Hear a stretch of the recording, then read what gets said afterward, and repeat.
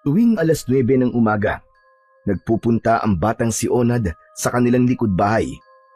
Doon siya pumipwesto sa ilalim ng puno kung saan naroon ang isang maliit na lamesa na gawa sa kahoy. Sa ibabaw nito ay merong mga halamang nakapaso. Agad na pinulot ng bata ang isang lata ng pintura at binuksan yon.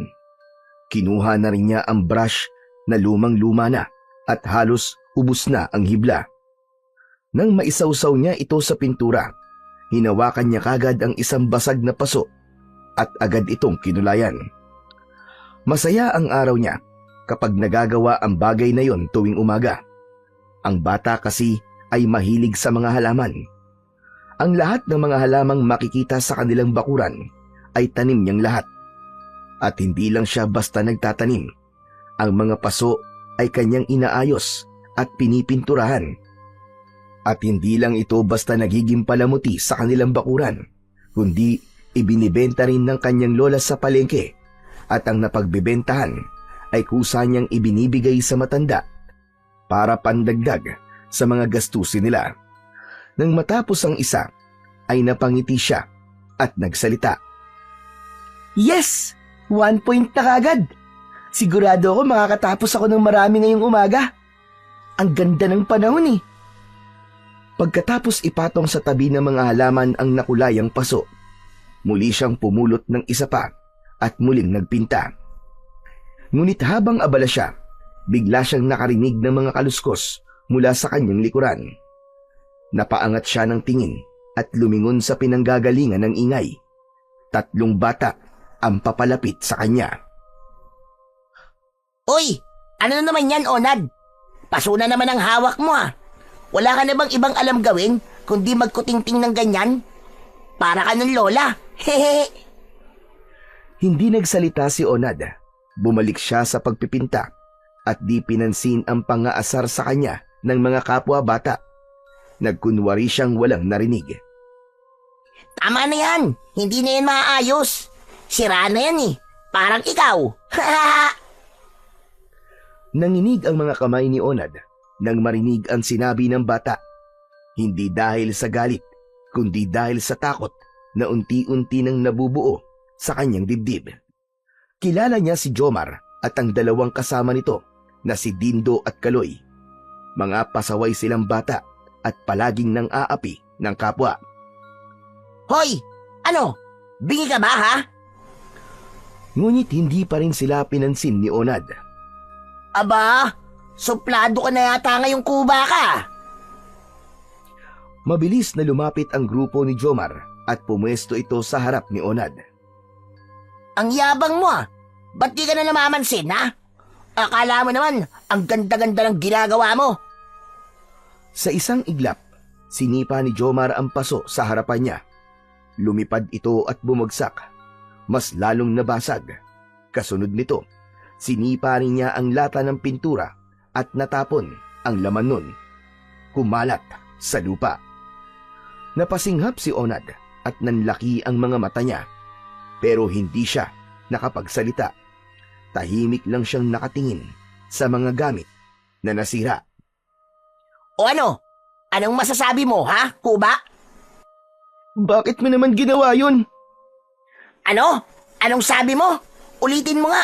Wala akong narinig eh. Ang sabi ko, ba't mo naman ginawa yun? Biglang itinulak ni Jomar ang bata. Dahilan para mabuwal ito. Malakas na loob mo ah. Tinataasan mo na ako ng boses ah.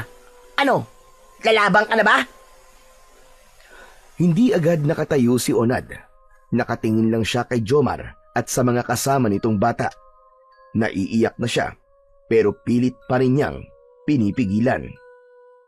Ang tigas mo ah. Akala mo yata kaya mo na ako eh. O ngayon, siguro naman eh, magtatanda ka na. Hindi pa rin sumagot si Onad.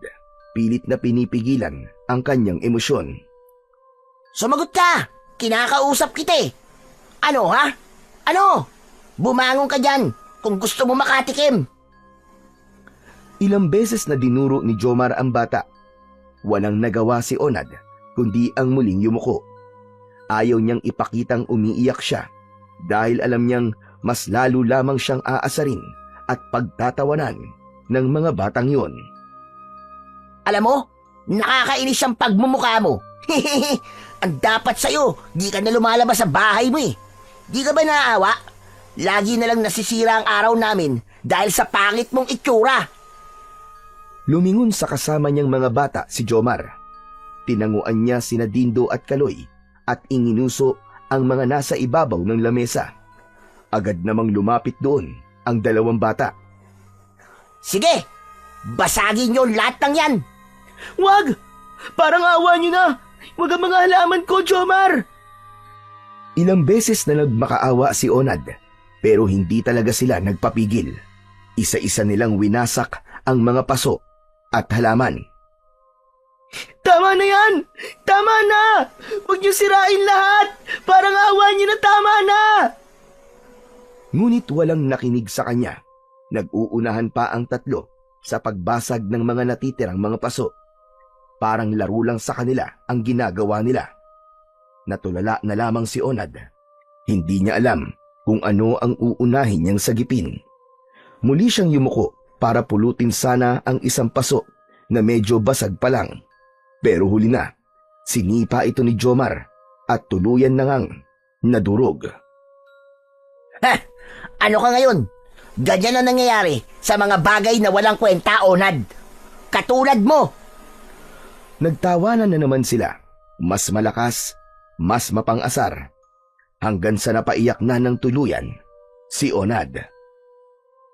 Uy! Ayan na! Umiiyak na siya! Ano ba kasing kasalanan ko sa inyo? Bakit niyo palagi na lang akong ginaganito? Wala! Trip lang namin. Bakit? May angal ka? Nilapitan ni Jomar si Onad at muling itinulak. Tumama ang likod ng bata sa ugat ng puno. Napasinghap siya pero hindi pa rin lumaban. Samantala, si Jomar naman ay napatingin sa kanyang mga kasama at nag-aya ng umalis. Okay, tara na. Tapos na tayo dito. Wala talaga tong silbing kuba na to. O paano? Aalis na kami, kuba ah. Bukas na lang ulit. Ayusin mo lahat yan para may sisirain ulit kami bukas. Hehehe, babayu! Umalis na ang mga bata at naiwan si Onad na mag-isa. Wala siyang nagawa kundi titigan ang mga nasira. Wala na ang mga halaman niya. Wala na rin ang mga paso. Pati pintura, ubus na. Nang medyo kumalma na siya, pinunasan niya ang mga luha gamit ang braso niya. Ayos lang to. Gagawa na lang ulit ako. Mas maganda pa. Tumayo si Onad at dahan-dahang inunat ang kuba nitong likod. Umaasa na maiibsan ang sakit nito mula sa kanyang pagkakatumba. Nakaramdam siya ng konting ginhawa, pero muling napabuntong hininga nang mapansing marumi na ang suot niyang damit. Agad niya itong pinagpagan. Ang batang si Onad ay ipinanganak na may diferensya sa likod. Maliit din siya at payat ang katawan kumpara sa mga batang kasing edad niya. Hindi siya madalas nakikihalubilo sa iba. Hindi rin siya nakikipaglaro. Palaging ilag at umiiwas sa karamihan ng mga tao. Siya kasi ang palaging tampulan ng mga tukso. Palaging pinagtatawanan at mainit sa mata ng mga batang bully tulad ni Jomar. Hindi siya marunong lumaban. Sa kabila ng lahat ng pinagdadaanan niya, pinili niyang wag ipaalam ito sa kanyang tatay at lola. Walang kaalam-alam ang mga ito sa mga nangyayari sa kanya sa labas. At dahil laging nakukot siya at naapi, doon na lang siya naglalagi sa likod ng bahay nila. Halos lahat ng oras niya ay nagugugol sa pagtatanim, sa pagpipinta at sa pag-aalaga rin ng mga hayop. Ang mga ito ang itinuturing niyang kaibigan, mga kakampi sa mundo na tila walang lugar sa isang katulad niya. Ang batang si Onad ay wala na ring ina. Maaga siyang naulila. Namatay ito sa sakit 1 taon mula nang isilang siya. Naiwan siya sa pag-aalaga ng kanyang lola at ng kanyang ama. Ang mabuti pa, lilinisin ko na itong mga basag na paso at sirang halaman. Baka mamaya dumating pa si tatay dito. Makita niya to tapos magtanong pa sa akin. Dahan-dahan siyang yumuko at pinulot ang mga basag na paso at halaman. Pero bigla siyang natigilan nang may mapansing gumagalaw sa may damuhan. Uy, mukhang may naligaw na namang hayop dito ah. Agad na lumapit si Onad sa parte ng bakuran nila na may maraming damo. Sa likod ng bahay nila, may bahagi talaga na madamo dahil malapit yun sa gubat. Hindi na bago sa kanya ang makakita ng mga ligaw na hayop sa lugar na yon. Ngunit nang makalapit siya, ay nag-alangan din siya nang biglang maisip na baka ahas o isang mabangis na hayop ang naroroon. Pumulot siya ng patpat para pang depensa kung sakaling may umatake sa kanya. Maingat niyang hinawi ang damo. Pagkatapos ng ilang sandali, may nakita siyang gumagalaw. Marahang-marahan. Isang pagong. Tahimik itong gumagapang sa damuhan. Maliit lang ito, pero agad niyang napansin na kakaiba ang itsura. Ang bahay nito ay parang kulay ginto at kumikislap kapag tinatamaan ng araw. Napanganga si Onad sa gulat at tuwa. Napaluhod pa siya sa tabi ng pagong para mas mapagmasdan pa ito ng mabuti. Wow! Ang ganda-ganda mo naman, Pagong! Ngayon lang ako nakakita ng katulad mo. Maingat na pinulot niya ang pagong at nilagay niya yon sa kanyang palad. Magaan lang ito. Mas lalo niyang napansin ang makintab nitong bahay. Parang may mga maliliit na piraso ng ginto. Sa mga oras na yon, hindi maipaliwanag ni Onad kung ano ang kanyang mararamdaman. Parang biglang bumagal ang oras. Bigla ding tumahimik ang kapaligiran. At sa sandaling lumabas ang ulo ng pagong na parang tinitignan siya. Biglang kumislap ang bahay nito. Naglabas ito ng isang nakakasilaw na liwanag at binalot nito ang buong katawan ni Onad. Hala! Ano to? Napaiktad siya dahil sa gulat, pero hindi naman siya nasaktan. Parang may mainit lang na pumasok sa kanyang katawan. Nang mawala ang liwanag, muli siyang napatingin sa pagong. Normal na uli ito at parang walang nangyari. Ano nangyari? Binabangungot ba ako?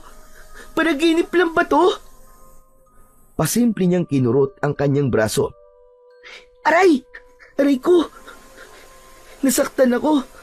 Ibig sabihin, gising ako. Muli niyang tinitigan ng pagong at napansin niya na may nakaukit sa bahay nito.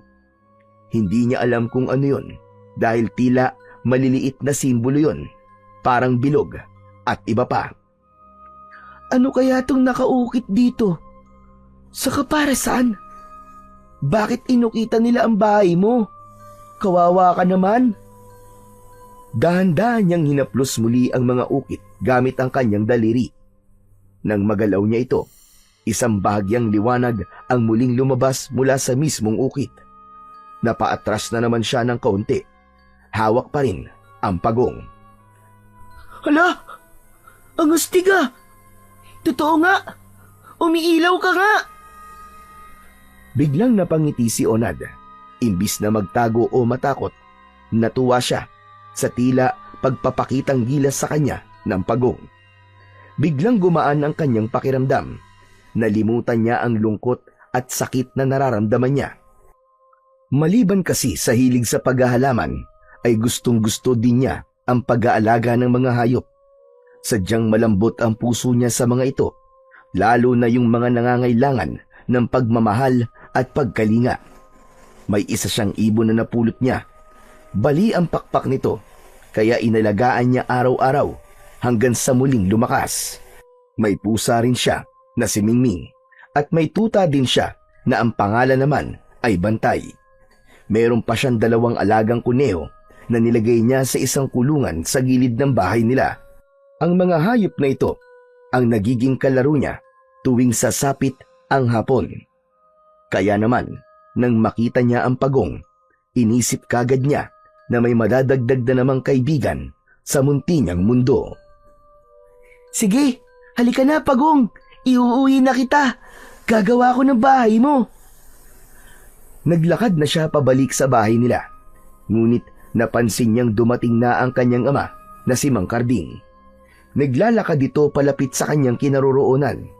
Agad nitong napansin ang hawak niyang pagong. Ano yan? Pagong? Opo, tay. Kukunin mo na naman yan, anak. Ang dami mo ng alaga. May aso ka na, may pusa, may ibon, may kuneho. At may butiki pa sa kwarto mo. Napakamot sa ulo niya si Onad at tumango. Bahagyang ngumiti na parang nahihiya. Tay, hindi ko naman po alaga yung butiki na yun eh. Kusa lang po yung nandun eh. Hindi ba? Akala ko kasi alaga mo eh. Ang dami na kasi. Pero anak, saan ba galing ang pagong na yan, ha? Dun po, tay. Sa may damuhan po. Nakita ko lang.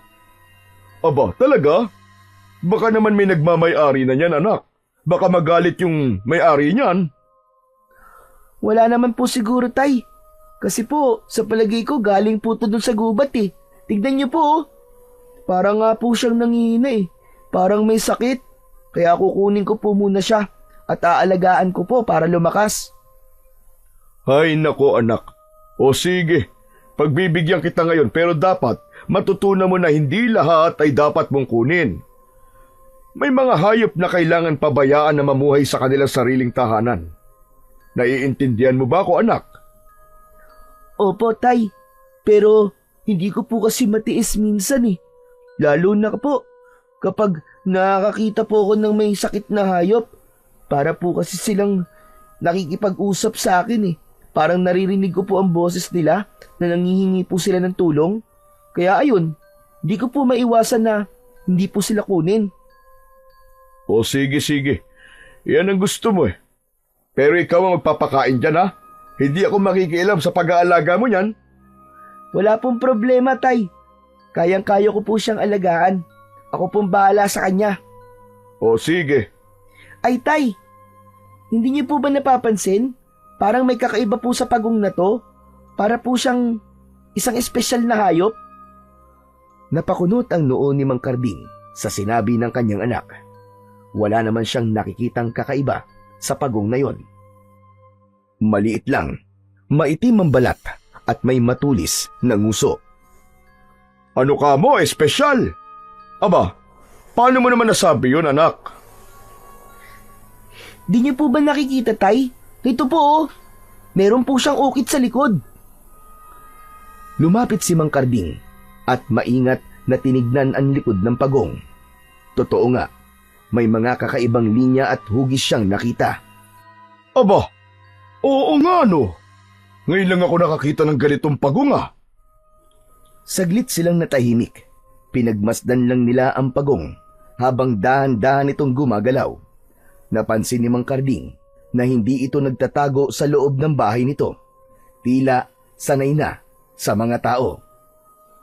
Ano po kayang ibig sabihin nito, tatay? Hindi ko alam, anak eh. Pero may kilala akong kayang magbasa ng mga sinaunang sulat at simbolo. Sino po? Ang lola mo. Hintayin mo siya mamayang tanghali. Pagka-uwi niya galing sa palengke. Nako, sinasabi ko sa iyo, anak, maraming alam yun. Sigurado akong mababasa niya to. Nang marinig ni Onad ang sinabi ng kanyang ama, bigla siyang nakaramdam ng pananabik. Napatingin siya sa malayo. Tila inabangan na kagad ang pagdating ng matanda. Si Lola Milagros ay ang ina ni Mang Karding. Siya ay 65 taong gulang na, pero malakas pa rin at nananatiling matalas ang isip. Marami itong alam na mga bagay. Ayon sa kwento mismo ng matanda, lumaki siya sa piling ng kanyang mga magulang na albularyo at mananambal. Bata pa lang daw siya, sanay na siya sa mga halamang gamot, orasyon at mga ritual. Isa sa mga natutunan niya noon ay ang pagbasa ng mga sinaunang sulat at simbolo. Yung iba ay nakasulat pa sa Latin o kaya'y baybayin na ginagamit pa ng mga ninuno natin. May mga luma rin siyang espesyal na aklat na itinatago sa baul sa ilalim ng kanyang kama. Sa kanilang bahay, may isang silid na parang maliit na aklatan. Puno yun ng mga lumang libro at papel. Doon madalas tumambay si Lola Milagros kapag wala sa palengke. Mahilig din siyang magsulat ng mga panaginip, mga kakaibang pangyayari at mga palatandaan na ayon sa kanya ay galing sa kalikasan. Mga babala o kaya naman ay mga mensahe. Isinusulat niya ang lahat ng mga yon sa kanyang lumang kwaderno. Samantala, hindi naman mapakali si Onad sa kanyang kinatatayuan. Makikita pa rin ang kasabikan sa kanyang mga mata. Sana po, dumating na kagad si Lola. Nako, huwag mong hintayin ng ganyan ng lola mo. Baka lalo ka lang mainip. Sige po. Tatalikod na sana si Mang Karding para pumasok sa kanilang tahanan.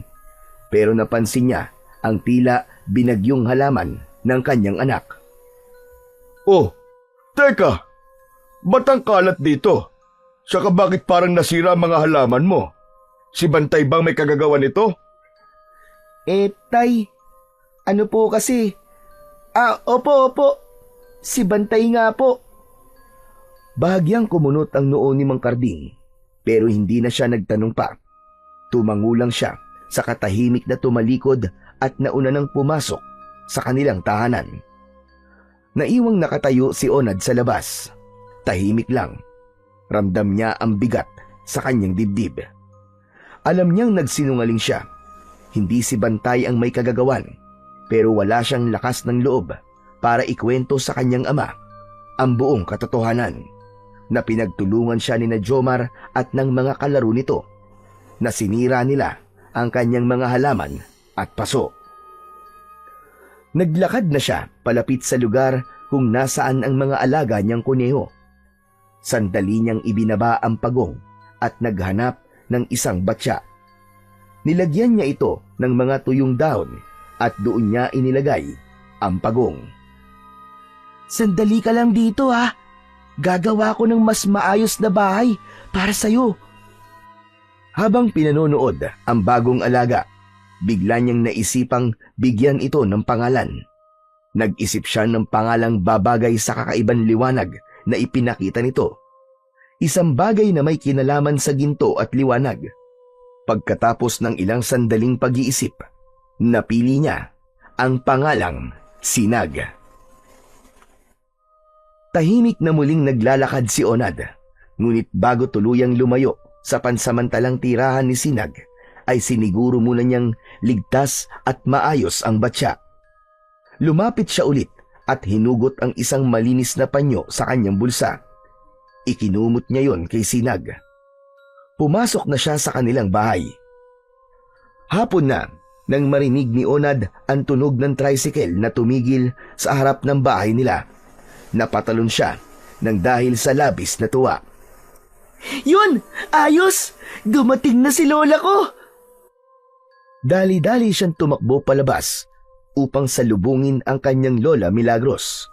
Bitbit ng matanda ang ilang bayong ng gulay at isda mula sa palengke.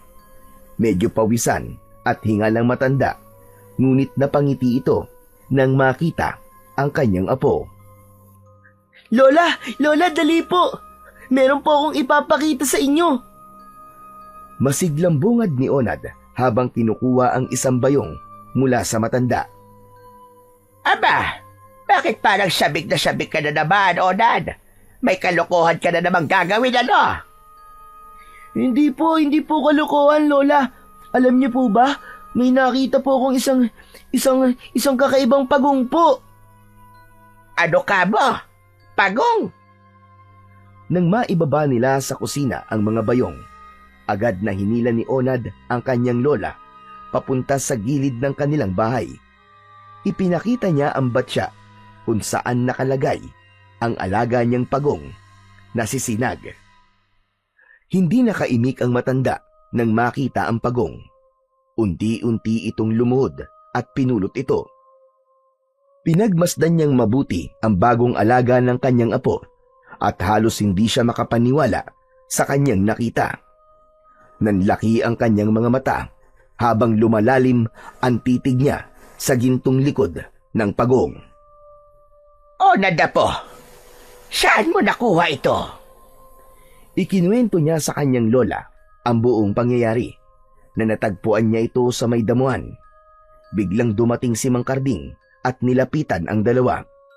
Agad niyang nakita na hawak ng kanyang ina ang pagong. Talagang sabik na sabik kang ipakita yan sa lola mo, ha? Opo, Tay. Gustong-gusto ko na po kasing malaman kung anong meron po kay Sinag eh. Ano ka mo? Sinag? Opo, Tay. Yun po ang pangalan na ibinigay ko po sa kanya. Ganun ba? Inay, ano po bang nakikita niyo dyan sa pagong na yan? Ano po bang klaseng pagong yan at itong apo niyo po tila manghang-mangha? Di pagong. Isang pagong na kulay ginto ang bahay. Inay naman, anong ginto? Asan ang ginto dyan? Isang pangkaraniwang pagong lang naman yan, ah. Manahimik ka nga dyan, Karding. Hindi lahat ng bagay ay nakikita ng mata ng mga taong gaya mo. Napakamot ng ulo si Mang Karding. Tinignan niya ang pagong. Pero tulad ng dati, ganun pa rin ang itsura nito. Walang pinagkaiba sa mga nakikita niyang ordinaryong pagong sa ilog. Dalawang uri ng nilalaglang ang makakakita ng tunay na anyo ng ganitong uri ng hayop. Una, ay ang mga taong may mabubuting puso at may kakayahang makita ang hindi nakikita ng ordinaryong mata. At ikalawa, ang mga nilalang na masama na kayang makaramdam ng panganib at kapangyarihang posibleng maging banta sa kanila. Ano kanyo? Mga taong may mabubuting puso? Aba, ibig sabihin ba nun hindi ako mabuti? Kaya di ko nakikita na ginto ang bahay niya. Hindi naman sa ganon. Mabait ka naman, anak. Kaso ang linya mo, hindi katulad ng sakin. Ibang landas ang tinahak mo. Mukhang hindi ikaw ang magmamana ng pagkaalbularyo sa lahi natin. Ngumiti siya at tumingin kay Onad, na noon ay tahimik lamang na nakikinig. Pero itong si Onad, iba ang pakiramdam ko sa batang ito. Pakiramdam ko, siya na ang susunod sa aking yapak. Sigurado po ba kayo dyan, inay? Oo naman, dahil ang pagong na ito ay mukhang hindi lang basta niya nakita. Mukhang naakit ito sa apo ko. Ibig sabihin may koneksyon. May layunin at yun ang aalamin natin. Talaga po, Lola? Bakit naman po ako? Di ba mas tama po kung sa anak niyo po ipapamana ang mga kaalaman niyo kung sakali? Hindi ganun yun na po. Hindi sa lahat ng pagkakataon ay sa anak ipapasa. Kung minsan, ang tadhana o ang kalikasan ang pumipili ng tamang tagapagmana. At dahil sa pagong na to, alam ko na ikaw na ngayon, Apo. Lumingon si Onad sa kanyang ama. Nahihiya pero may halong tuwa ang mga mata. Tay, okay lang po ba? Aba, siyempre naman anak. Kung yan ang kapalaran mo susuportahan kita. Pero wag mong pababayaan ng pag-aaral mo, ha? Yun lang kasi may papamana ko sa iyo, anak. Gusto ko makapagtapos ka ng pag-aaral. Opo, Itay. Lola, may napansin pa pala po ako sa pagong. Tignan po nyo. May nakaukit po ng mga simbolo dyan sa mismong bahay niya. Agad na sinipat ni Lola Milagros ang mga ukit na sinasabi ng kanyang apo. Muli siyang napakunot ng noo. Kumabog bigla ang kanyang dibdib. Dahan-dahan siyang tumayo at agad na inutusan ang kanyang apo. Tara na muna sa loob. Isama mo ang pagong. Pumasok sila sa bahay. Dumiretso sila sa sala. Bitbit ni Onad ang pagong, samantalang nakasunod naman sa kanya ang kanyang ama. Pagdating sa loob, ay biglang inutusan muli ni Lola Milagros si Onad na kunin ang lumang baul nito sa ilalim ng kanyang kama. Agad namang sumunod ang bata. Mabilis na nakabalik si Onad at inilagay sa paanan ng kanyang lola ang sinasabing baul. Maraang binuksan ito ng matanda at inilabas mula rito ang isang makapal at madilaw na aklat. Sa kabila ng kalumaan ay buo pa rin ang bawat pahina. Binuksan ito ni Lola Milagros sa gitna. Huminto siya sa pahina kung saan naroon ang isang lumang salaysay tungkol sa mga nilalang na tinatawag na tagapangalaga ng liwanag. Lola, ano po bang babasahin nyo? Naalala ko kasi ang kwento na nabasa ko nung maliit pa ako. Tungkol ito sa isang pagong na kulay ginto. At sa palagay ko, ang kwento na yon ay totoo. At yung pagong na yon, itong si Sinag. Talaga po? Ganun na po siya katanda? Apo, ang mga nilalang ng kalikasan tulad ng mga diwata, engkanto at iba pa, hindi sila sumusunod sa oras na alam natin. Ang isang taon para sa kanila, pwedeng isang siglo na sa atin. Aba, ganun po pala yun. Pero bakit po siya napunta sa damuhan? Parang nawawala po siya kasi nung nakita ko eh. Hindi, Apo. Tulad ng sinabi ko kanina, may dahilan kung bakit siya lumapit sa'yo o kung bakit siya nagpakita. Maaaring may ipagkakatiwala siya sa'yo. Napatingin si Onad sa pagong. Hindi niya masyadong maintindihan ang sinasabi ng kanyang Lola Milagros. Sinag, ano ba yung gusto mong ipagawa sa akin? Biglang kumislap ng bahagya ang bahay ni Sinag. Sapat na ang liwanag na yon para mapansin ni Onad. Lola, nakita niyo po ba yun? Oo, Apo. Nakita ko. Kung ganyan ang ipinapakita niya, hindi na ako nagtataka. Hindi nga siya isang ordinaryong pagong. Ibinaling ni Lola Milagros ang kanyang paningin sa pahina ng aklat. Heto, Apo. Pakinggan mo itong mabuti para malaman mo kung ano talaga ang alaga mong si Sinag. Agad na sinimulang basahin ng matanda ang nilalaman ng aklat. Noong unang panahon, may mga nilalang na isinilang mula sa mismong sinapupunan ng kalikasan. Sila ang tinatawag na tagapangalaga ng liwanag o mga aninaw. Sila ang nagsisilbing tulay sa pagitan ng buhay at kamatayan. At kapag isa sa kanila ang namatay, muli silang isisilang sa anyo ng isang hayop. Kadalasan sa isang hayop na mahina sa paningin ng mga tao. Tulad po nitong pagong, Lola. Ibig sabihin, Lola, si Sinag ay dati palang aninaw. Isang elemental na tagapangalaga ng liwanag. Pero, bakit po siya nagpakita? Ayon dito sa libro, ang isang aninaw ay nagpapakita lang sa tao kapag gusto niyang ilipat dito ang kapangyarihang matagal nang nawala o nakatago. Kasi ang mga aninaw, Apo, kapag isinilang silang muli bilang isang hayop, ibig sabihin nun, hindi nagagamit ang kapangyarihan nila. Pero may kakayahan silang ipasa ito sa isang taong karapat-dapat. Taong karapat-dapat? Ako po ba yun? Karapat-dapat po ba ako, Lola? Oo, Apo. Yun na nakasulat dito. Pero makinig ka muna. Kapag daw nagpakita na siya sa isang tao, ibig sabihin, handa na nga niyang ipasa ang kapangyarihan sa isang taong pinagkakatiwalaan niya. Pero maibibigay lang niya ito kapag tuluyan na siyang namatay. Nang marinig ni Onad ang sinabi ng kanyang Lola Milagros, tila biglang bumigat ang kanyang pakiramdam. Napatingin siya kay Sinag.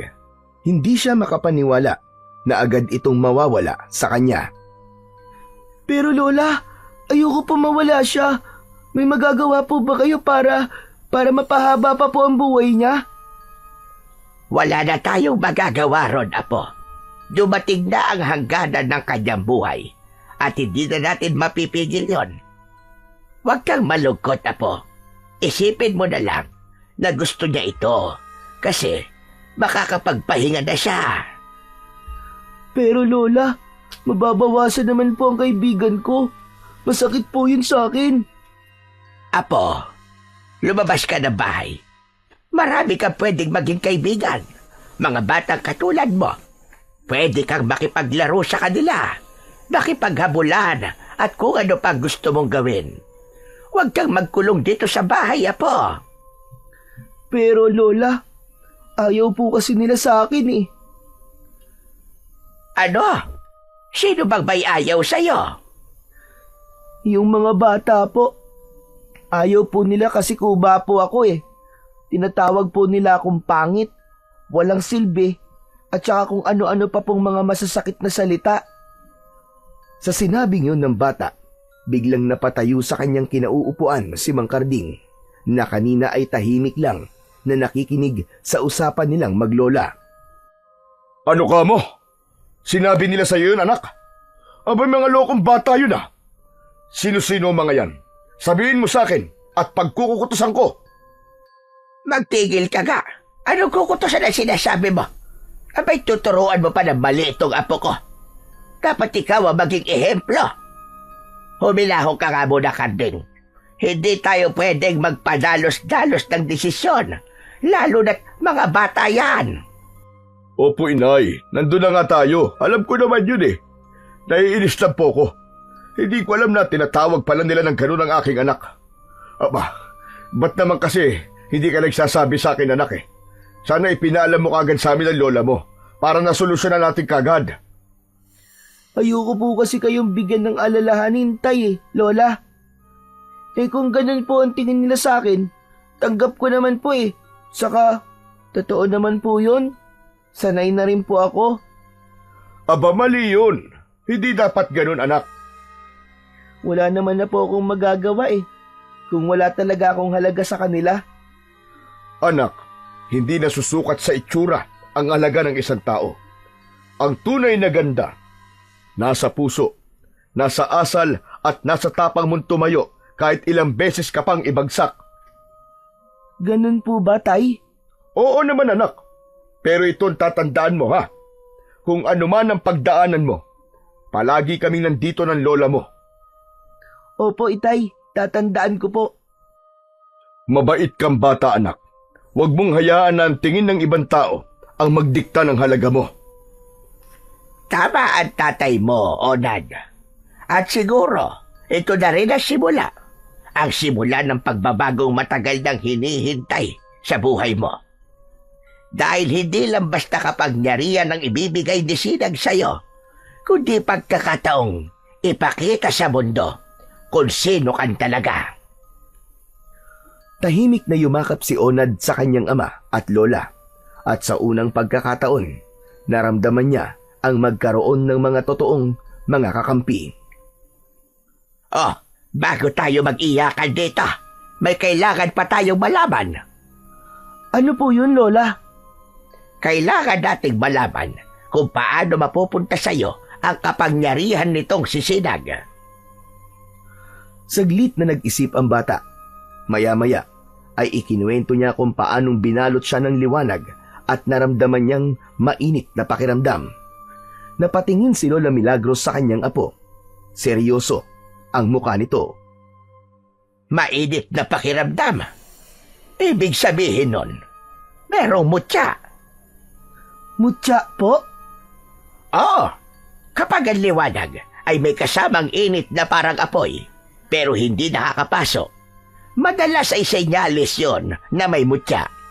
Maaaring itinanim na sa'yo, o baka naman ibibigay pa lamang. Hindi pa siguro ibinibigay sa akin, Lola. Pero yung mga simbolo dyan po sa bahay niya, baka may ibig sabihin po. Baka nandyan po yung clue. He. Oo nga naman, tama ka po. Sige, babasahin ko kung anong ibig sabihin ng nakasulat sa likod niya. Hinaplos ni Lola Milagros ang bahay ng pagong. Ilang sandali pa, nagliwanag ang gitnang bahagi nito. Isang hugis bilog na tila mata. Kumikislap sa ginintuang liwanag. Narito nga ang selyo. Tunay ngang ito ay isang alinaw. Ano pong ibig sabihin ng selyo, Lola Milagros? Ito ay katunayan na isa nga siyang elemental. At ang selyong ito, Onad, ay naglalaman ng mensahe kung paano natin makukuha ang mutya. Ibig sabihin, hindi ko siyang ibibigay sa atin ang kapangyarihan. Kailangan itong kunin sa paraang sinasang-ayunan ng kalikasan at ng espiritu ng tagapangalaga. Kinuha ni Lola Milagros mula sa kanyang bulsa ang isang maliit na salamin na hugis buwan. Itinutok niya ito sa liwanag mula sa selyo at unti-unting naging malinaw ang lahat ng mga titik na naroon. Sa paningin ng matanda, tila nakalutang ang mga letra sa hangin, parang sinusulat ng di nakikitang kamay. Tinitigan ni Lola Milagros ang mga simbolo, pumikit at bumulong sa sarili. Nang dumilat ang matanda, binigkas niya ng malinaw ang kahulugan ng mga ito.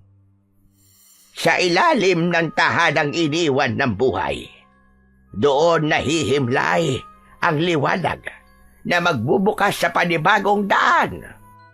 Sa tamang oras, ang karapat-dapat ay gigisingin ng lakas mula sa nakalipas. Napakunot sa ulo si Onad. Kahit malinaw ang pagkakabigkas ng kanyang lola, hindi pa rin niya lubos maunawaan. Ano pong ibig sabihin nun, Lola?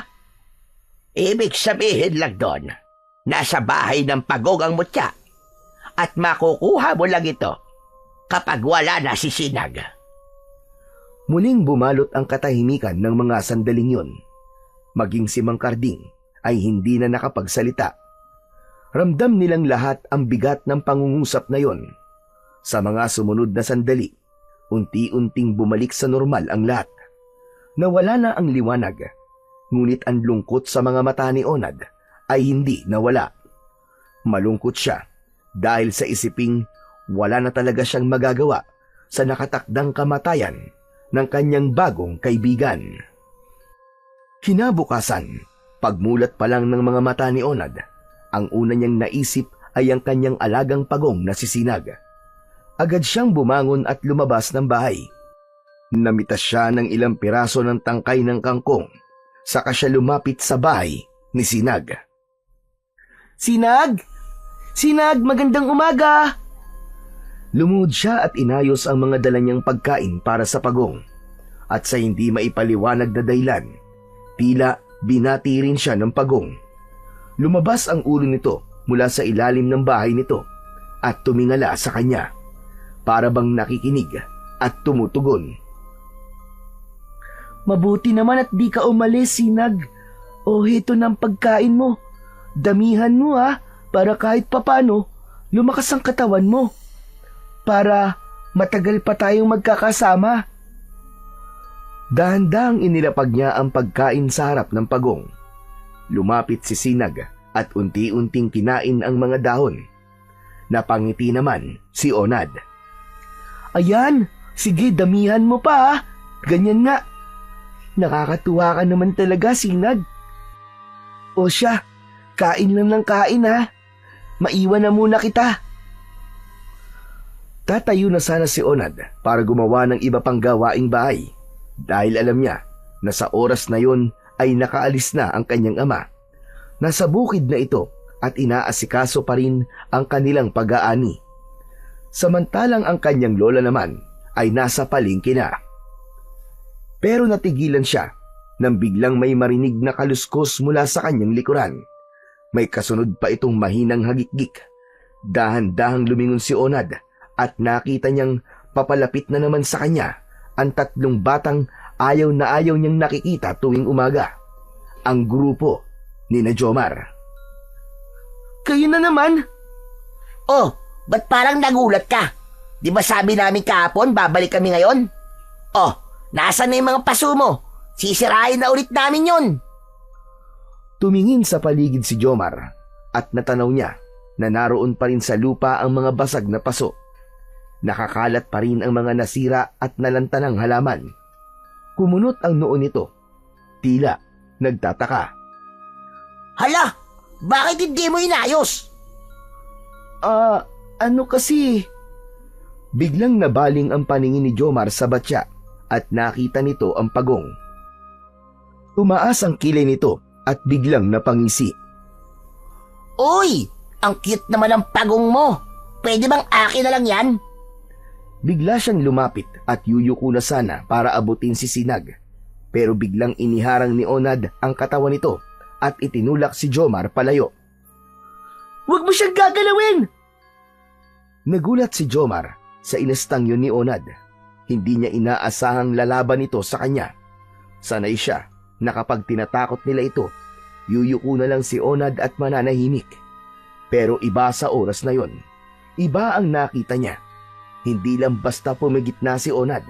Nakita niyang nakakuyom ang kamao nito, tapos ay nakatitig sa kanya ng derecho. Nang makabawi sa gulat, lumapit si Jomar. Ayaw niyang padaig kay Onad. Agad niyang pinanlakihan ito ng mata habang hinahampas-hampas ang sarili niyang palad gamit ang kanyang kamao. Parang pinaparamdam kung ano ang susunod na mangyayari. Aba! Matapang ka na ngayon ah! Lalabang ka na? Gusto mo suntukan tayo? Hindi sumagot si Onad, ngunit imbis na umatras ay humakbang din siya ng palapit. Hindi niya alam kung saan nanggagaling ang tapang niya, pero alam niyang tama ang kanyang ginagawa. Kailangan niyang ipagtanggol si Sinag. Biglang itinulak siya ni Jomar sa balikat, dahilan para siya ay mapaatras ng bahagya. Pero mabilis din siyang bumalik sa kanyang pwesto. Mabilis siyang gumanti at itinulak din niya si Jomar. Mas malakas, mas palaban. Natumba si Jomar. Agad na nagkatinginan ang dalawang bata nitong kakampi. Hindi sila makapaniwala sa pinakitang tapang ni Onad. Pero dahil ayaw mapahiya ng lider nila, agad itong tumayo at gumanti ng isang suntok. Tumama ito sa balikat ni Onad. Napangiwi ang bata pero hindi umiyak o umatras. Gumanti siya ng suntok sa sikmura ni Jomar. Napaubo ang bully. Susundan pa sana niya ito ng isa pang suntok pero tumulong na kagad sina Dindo at Kaloy. Hinila ni Dindo ang t-shirt ni Onad at itinulak siya pabagsak sa lupa. Napatihaya si Onad pero pilit siyang bumabangon. Ngunit hindi siya makabangon. Naging sunod-sunod na ang pag-atake ng tatlong bata sa kanya. Sinipa siya ni Kaloy at maya-maya pa ay sinakyan na siya ni Jomar at pinagsususuntok sa muka. Ano ha? Ano? Lalabang ka pa? Ito ang bagay sa'yo! Tama na! Tama na, tumigil na kayo! Tama na! Kanina tapang-tapang mo ha? Sige, lumaban ka pa! Ayoko na! Tama na, tumigil na kayo! Umalis sa ibabaw si Jomar at ipinagpag sa hangin ang kanyang mga kamao. Nagtawa na naman ang tatlo. Ha! Kala mo ha? Wala ka naman pala eh. Akala mo kung sinong matapang. Lampa ka pa rin, oy! Huh, hindi ka uubra sa amin. Lalo na sa akin. Muli niyang sinuntok si Jomar sa panga. Dumaloy ang dugo sa gilid ng kanyang labi. Nasaktan siya, pero hindi siya umiyak. Hindi siya sumigaw. Pinilit niyang tumayo kahit na nanlalambot pa ang kanyang mga tuhod. Patuloy sa pagtawa ang tatlo. Maya-maya pa ay napatingin si Jomar sa batya kung saan naroon ang pagong na si Sinag. Naglakad siya palapit dito at akmang dadamputin ang pagong. Akin na to ha? Ngunit bago pa niya tuluyang madampot si Sinag, ay kinagat ng pagong ang daliri niya. Aray! Aray ko! Napaatras si Jomar. Hawak-hawak ang daliring nakagat ni Sinag. May dugo ito. Hindi lang sakit ang naramdaman niya. Nanigas at nanginig din ang katawan niya dahil sa naramdamang kuryente nang kinagat siya ng pagong. Napatitig siya sa kanyang kamay. Anong nangyari? Anong klaseng pagong yan? Ba't ako na kuryente? Natigilan ang mga kasama niyang bata. Nanlalaki ang mga mata nila sa nakita. Samantala si Onad ay mabilis na lumapit kay Sinag. Kinuha niya ito at inilagay sa ilalim ng kanyang mga bisig. Hindi mo na siya makukuha. Kahit bugbugin niyo pa ako, hindi ko siya ibibigay sa inyo. Habang nagkakagulo ang apat, biglang lumitaw sa bandang gilid ng kanilang bahay si Mang Ponciano. Halos kasing edad lang ito ng tatay ni Onad. Hindi ito nagsalita, pero sapat na ang presensya nito para matahimik ang lahat. Si Jomar ay di makatingin sa lalaki, samantalang ang dalawa naman na sina Dindo at Kaloy ay unti-unti nang umatras at tumakbo palayo.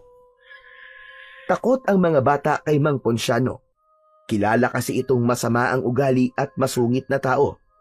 Pero ang pinaka nakakatakot sa kanya ay ang malaking pilat na palihis mula sa kanyang kaliwang mata pababa sa leeg. Nanlilisik ang kanyang malalaking mga mata na parang laging galit na galit at handang manita. May mga kwento-kwento tungkol sa lalaking ito na palaging nakikita tuwing madaling araw na may daladalang sako na wala namang makapagsabi kung ano ang laman. Dahil sa kakaibang gawi at itsura niya, ang mga matatanda sa baryo ay ginawa siyang panakot sa mga makukulit na bata. Itinanim sa mga isipan nila na ito ay nangangain ng batang pasaway. Kaya naman, madalas ay iniiwasan siya ng mga ito at kapag napapadaan sa kalsada, kusa silang umiiwas o tumatakbo palayo. Tulad ng ginawa ng mga batang kakampi ni Jomar. Samantala, tumayo ang lalaki sa tabi ni Onad. Nagpalipat-lipat ang tingin nito sa dalawa, parang may inaalam o sinusukat sa mata ng mga bata. Ano bang kaguluhan ito? Kanina ko pa kayo naririnig mula doon sa bahay ko. Ang iingay nyo! Ikaw, Onad! Alam ba ito ng tatay mo? Hindi po. Wala po dito si tatay eh. Wala dito ang tatay mo, kaya nakikipag-away ka. Malakas din pala ang loob mo, bata. Marunong ka rin pala lumaban. Po, kasi po Mang Ponciano itong si Jomar po eh. Gusto niya pong kunin yung alaga ko. Kaya ka nakikipagbasagan ng muka. At ikaw naman, Jomar, anong ginagawa mo dito?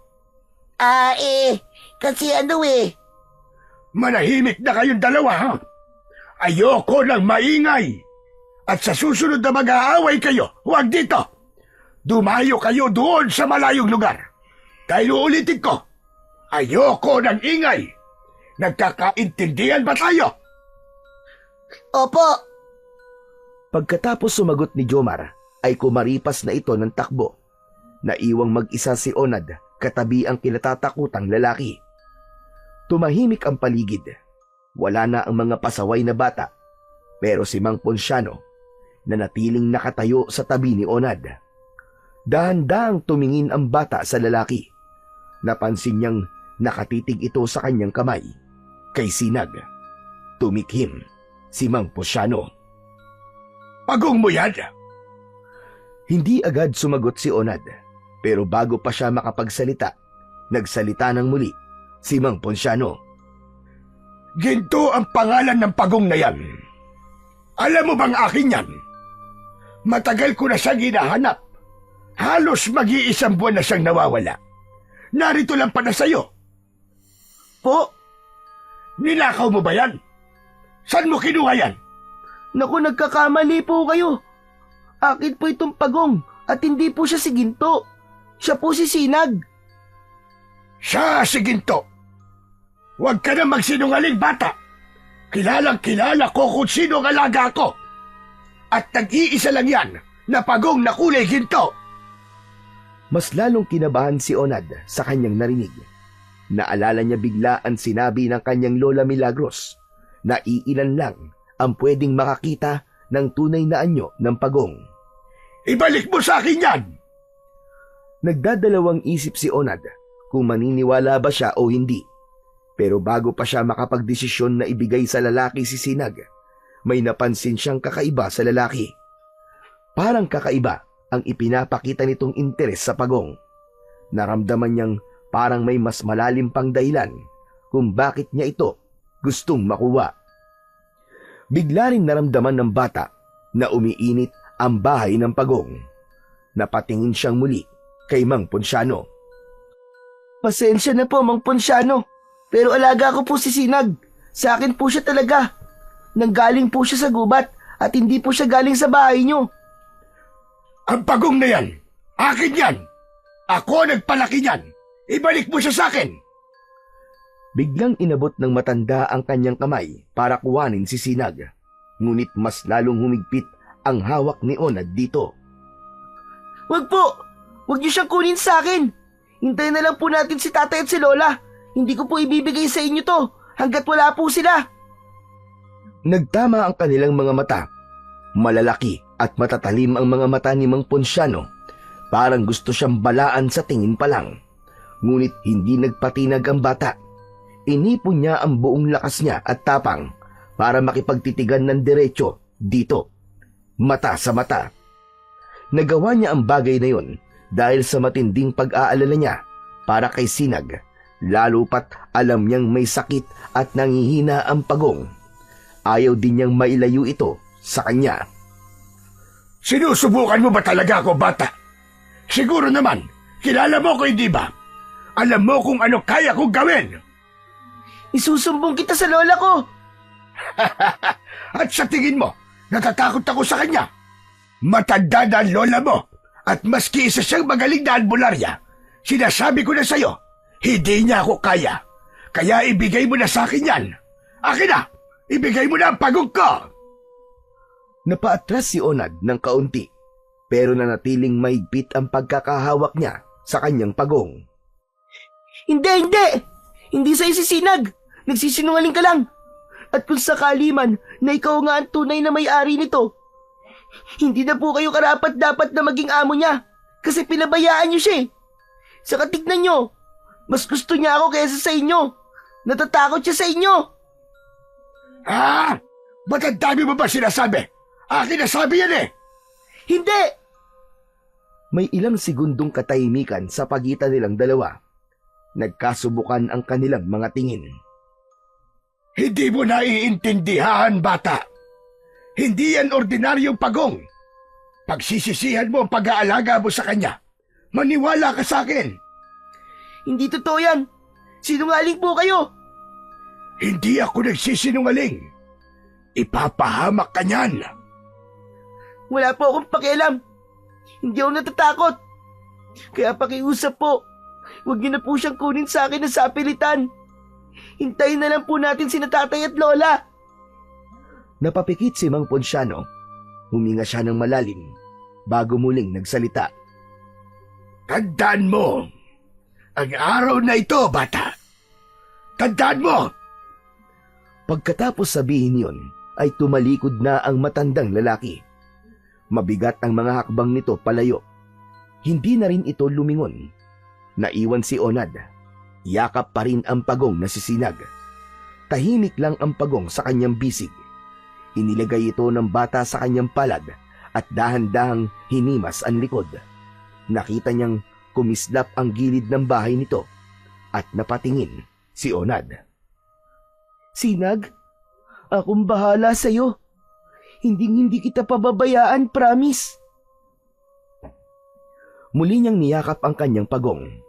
Ramdam niya ang init ng araw, pero mas ramdam niya ang init sa kanyang dibdib. Hindi dahil sa takot, kundi dahil sa tapang.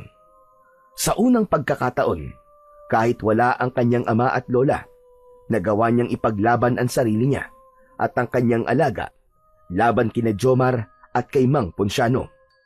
Hindi siya natakot, hindi siya umatras. Pumasok na siya sa loob ng bahay nila kasama si Sinag. Pagkalipas ng ilang oras, dumating na rin sa wakas ang kanyang ama. Dumiretso ito sa kusina at naupo. Agad niyang inilabas sa bag ang pera at sinimulang bilangin yon. Hay! Aba, ayos ah! Ayos na ayos talaga! Lumapit si Onad. Hindi siya agad napansin ng ama. Tila sobrang saya nito sa kinita mula sa pagbibenta ng mga inaning palay. Sa kabila ng pananabik ni Onad, na sabihin dito ang tungkol sa nangyari kanina, ay hindi niya maituloy-tuloy. Abala kasi ang kanyang ama, ni hindi man lang siya tinapunan ng tingin nito. Dahil doon ay bumalik siya sa sala at tumanaw sa bintana. Lumipas ang ilang minuto, ay nakita niya si Mang Ponciano na naglalakad sa tapat ng kanilang bahay. Napahinto ito saglit at tumingin sa kanya ng matalim. Kinabahan si Onad. Napalunok siya ng kanyang laway. Maya-maya pa ay isang tricycle ang huminto sa tapat ng kanilang bahay. Bumaba mula roon ang kanyang lola. Agad-agad ay lumabas ang bata para salubungin ang matandang babae. Pagbukas ng pinto, napansin na kagad nito ang putok niyang labi. Aba, apo, ano nangyari sa labi mo?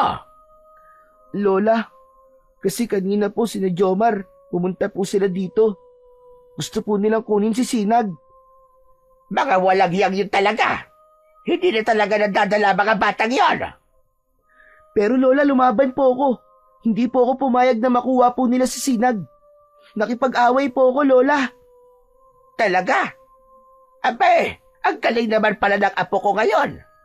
Alam mo na pala kung paano ipagtanggol ang sarili mo at si Sinag. Tama yan na po.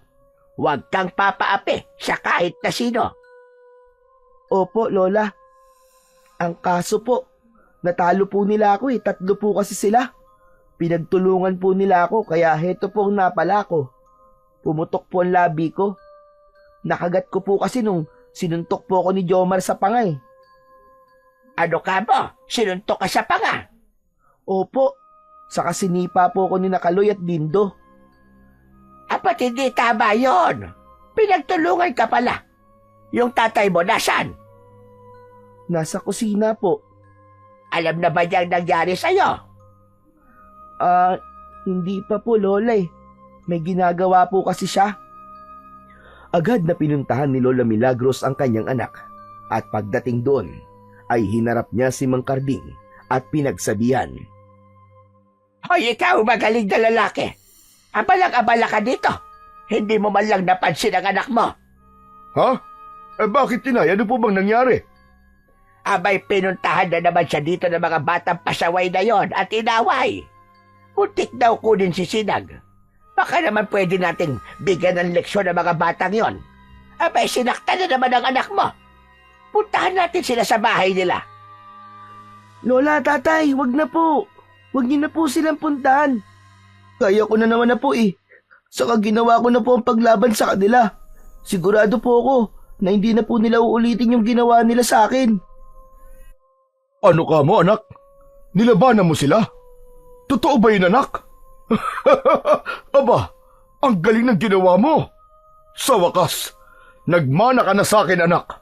Tama yan. Huwag mong hayaan na inaapi-api ka lang ng mga batang yon, ha? Sabihin mo sa akin, kapag inulit pa nila, mananagot na talaga sila sa akin. Opo, tay. Salamat po. Pati na rin po sa inyo, Lola. Napalakas niyo po ang loob ko. Ay, siya nga po pala. May isa pa po nangyari kanina. Ano pa, anak? Dumating po dito si Mang Ponciano. Kaya tumakbo po yung 3. Naiwan po kaming 2 ni Mang Ponciano tapos sabi niya po sa kanya daw po si Sinag. Ang pangalan daw po nitong totoo ay Ginto. Matagal na daw po niyang hinahanap ito at gusto niya pong kunin sa akin. Biglang nag-iba ang ekspresyon ni Lola Milagros. Napalitan ito ng pagkabigla. Si Ponciano? Sinabi niya nga sa kanya si Sinag. Tumango si Onad. Hindi niya na napigilang ikwento lahat kung paano siya tinakot ng matanda, kung paano sinabi nitong siya ang tunay na may-ari ng pagong, at kung paano siya pinilit na ibigay ito. Opo, Lola. Pero hindi ko po binigay. Sabi ko po, hintayin niya po si tatay o ikaw. Ayoko pong ibigay si Sinag eh. Oh, ano sabi niya? Hindi daw po siya natatakot sa inyo, Lola. Ano ka mo? Sinabi niya yun? Sa akin niya sabihin yun. Hindi ko siya uurungan. Oh, sandali lang, sandali lang. Humilahon ka muna dyan, Kardeng. Huwag tayo magpadalos-dalos at magpadala sa galit. Eh, inay, hindi naman pwede yung ganun. Kinakaya-kaya niya ang mga tao. Ako ang kalabanin niya nang makita niya ang hinahanap niya. Hindi na yan kailangan, Kardeng. Nagawa naman ng anak mong ipagtanggol ang sarili niya. Hindi rin nila naipilit na kunin si Sinag. Pero apo, simula ngayon, kapag lumapit pa uli sa'yo si Ponsano, umiwas ka sa kanyahan eh. Layuan mo siya. At kung talagang may gagawin siya sa'yo, sabihin mo agad sa'kin at ako ang bahala. Lola, totoo po bang masama po si Mang Ponciano? Bakit po takot sa kanya ang lahat? Dahil yon sa mga kumakalat na kwento tungkol sa kanya, apo. Marami siyang ginagawa noon at ngayon nakakaiba. Pero ako, hindi ako takot sa kanya. Kaya-kaya ko siyang harapin. Magtutuos kaming dalawa kapag kinanti ka niya. Tumango si Onad. Pinisil ni Lola Milagros ang kanyang kamay. Doon niya naramdaman ang lakas. Doon siya muling kumalma. Nawala ang takot niya at sandaling nakalimutan ang mga banta ni Mang Ponciano. Mabilis na lumipas ang mga oras. Gabi na at tahimik na ang buong paligid sa baryo. Kakaiba ang katahimikan ng mga oras na yun. Wala ng tao sa labas. Halos nakapatay na rin ang mga ilaw sa mga kabahayan. Ang tanging naririnig na lang ay ang mga huni ng mga panggabing hayop at ang mangilan-ngilan na tahulan ng mga aso. Si Mang Karding ay nakapwesto na sa lumang sofa sa sala, habang si Lola Milagros naman ay nasa sarili na nitong silid. Si Onad ay nasa munti na rin niyang kwarto. Sa ibaba ng kanyang papag ay naroon ang batsyang pinaglalagyan niya kay Sinag. Ipinasok niya ito doon. Mas naging panatag siya na walang mangyayaring masama sa alaga niya kapag nasa loob ito ng bahay. Sinag, ayos ka lang ba dyan? Tinignan ni Onad ang pagong. Gumalaw ito ng bahagya at inilabas ang ulo. Napangiti si Onad at inabot ito. Hinimas niya ang likod ni Sinag. Nang matapos yun, ay inayos na niya ang sarili. Muli siyang nahiga at tumitig sa bubong. Dumaan sa isip niya ang muka ni Mang Ponciano. Ang matalim nitong titig at ang mga sinabi nito sa kanya. Siginto daw si Sinag. Para namang totoo na mag-aalaga siya ng pagong sa sama ng ugali niyang yun.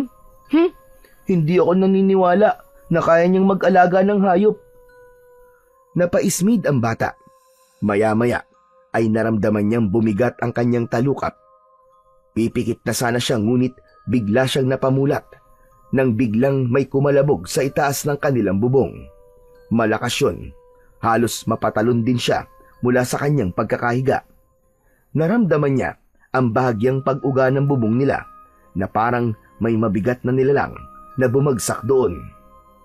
Kasunod ng tunog na yon ay ang malakas na kalampag na parang binabaklas ang kanilang yero. Hala, ano yun?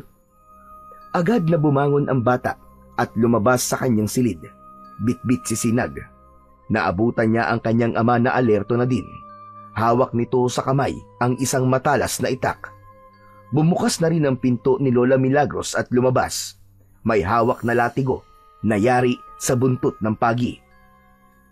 Ano nangyayari, Tay? Ano po yun nasa bubong natin? Manahimik ka lang, anak. Huwag kang gagawa ng kahit na anong ingay. Isang malalim at nakakatakot na ungol ang kanilang narinig, kasabay ng malalakas pa ring kalampag sa yero. Tay, natatakot na po ako. Huwag kang matakot. Hindi ka namin pababayaan ng lola mo.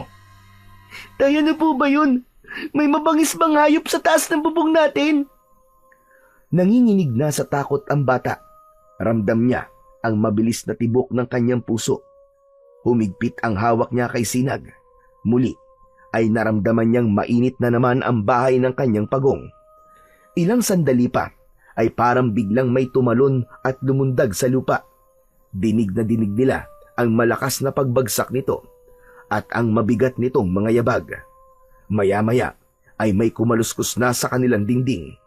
Tila yun naman ang pinagdiskitahan ng kung sino mang nasa labas ng kanilang bahay na sirain. Nang pakinggan itong mabuti ni Onad, ay tila may matatalas na kuko na kumakaskas. Para bang sinusubukan itong butasin ang dingding ng kanilang bahay gamit ang matatalas at mahahaba nitong kuko. Dahan-dahang lumapit si Mang Karding sa tabi ng bintana at sumilip doon. Karding, anong nakikita mo? Wala, Nay. Wala akong nakikita. Muli silang nakarinig ng malakas na kalabog. Parang sinusuntok-suntok ang kanilang bahay. Mas malakas, mas mapangahas. Kasabay din ito ang mas malakas na atungal na parang galing sa boses na nasa hukay. Parang isang halimaw na gutom at hayok sa laman. Ako po, Diyos ko! Agad na nagtipon sila sa gitna ng sala. Si Onad ay halos idikit ang sarili sa kanyang lola. Lola! Lola, natatakot po ako! Huwag kang matakot. Yang nilalang sa labas, lalo siyang lalakas kapag nakaramdam ka ng takot. Maging matapang ka, Apo. Hindi kita pababayaan. Hindi pa rin tumigil ang nilalang na yon sa kanyang ginagawa. Inay, mukhang sinusubukan niyang pumasok sa bahay natin. Subukan niya lang pumasok. Hindi ko siya uurungan. Tumayo ng tuwid ang matanda at tila handang-handa ng makipagsagupaan. Sige, pumasok ka. Subukan mo. Biglang tumahimik ang paligid. Ngunit saglit lang yon. Dahil makaraan lang ang ilang segundo, isang malakas na hangin ang kanilang naramdaman. Parang may ipo-ipong dumaan sa itaas ng kanilang bahay. Kasunod nito ay parang may matatalas na kuko ang kumakalmot sa kanilang bubong. Umaalingasaw na rin sa kabuuan ng bahay ang isang nakakasulasok na amoy. Malansa ito, amoy dugo na maasim at bulok na laman ng patay na hayop. Humanda kayo. Mukhang hindi titigil ang hayop na yan. Biglang napalingon si Onad sa kanyang lola nang marinig niyang malakas itong nagdasal. Nakapikit si Lola Milagros, hawak-hawak pa rin ang latigo. Pagkatapos ng dasal, tumingala si Lola Milagros sa bubong. Tumingin doon si Onad. Doon niya nakita, may butas na sa bubong nila. At sa mismong butas na yon, dahan-dahang lumulusot ang isang mahaba at matulis na kuko. Maitim ito, parang tuyong kahoy, ngunit may mapula-pulang dulo na parang may dugo. Hala! Lola, Tay! Ano yun? Hindi niya na napigilan ang mapaatras habang hawak-hawak pa rin si Sinag. Biglang iwinasiwas ni Lola Milagros ang hawak nitong buntot pagi.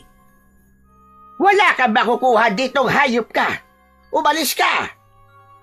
Ngunit sa halip na lumayo, mas naging malakas ang galaw sa bubong. Nag-umpisa ng umalog ang bubong nila.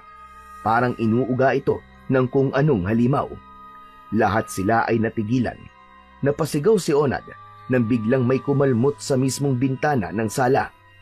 Sa pagkakataong yun, ay napagtanto nilang hindi lang iisang nilalang ang nasa labas ng bahay nila. Nasabi ni Lola Milagros na maaaring 2 o 3 ito. Bigla nilang napansin ang isang kakaibang paggalaw mula sa ilalim ng pinto. Mula sa siwang ay unti-unting lumulusot ang isang anino. Itim, mahaba at baluktot ang katawan. Para itong gumagapang, nakatungo at tila hindi normal ang kilos. Ang leeg nito ay mahaba at tila pilit na ipinapasok ang sarili sa loob ng bahay. Ngunit ang mas nakakatakot sa lahat ay ang 2 bilog na pulang liwanag sa tuktok ng aninong yun. Parang mga matang nagbabaga sa dilim. Hindi gumagalaw ang liwanag, pero ramdam nilang nakatitig ito sa kanila. Mabilis na umaksyon si Lola Milagros. Lumapit siya sa pinto at buong tapang na hinampas ang aninong pumapasok gamit ang kanyang latigo. Tumama ang buntot pagi sa saig, eksakto sa ibabaw ng anino. Saglit na nawala ang pulang liwanag, napaurong ang anino, gumapang pabalik, sa labas ng pinto. Inay! Aswang yan! O anak, at mukhang mga veteranong aswang ang mga ito. Malamang ay nalaban na nilang may makapangyariang aninaw dito sa bahay natin. Napatingin si Lola Milagros sa kanyang apo na hawak pa rin ang alaga nitong pagong. Ingatan mo si Sinag, apo. Kahit na anong mangyari, wag na wag mo siyang bibitiwan. Sa sinabing yun ng kanyang lola, lalong lumakas ang kaba ni Onad. Hindi siya nakapagsalita. Parang napako ang kanyang mga paa sa saig. Ngunit hindi nga niya binitiwan si Sinag. Protektado niya ang kanyang alaga.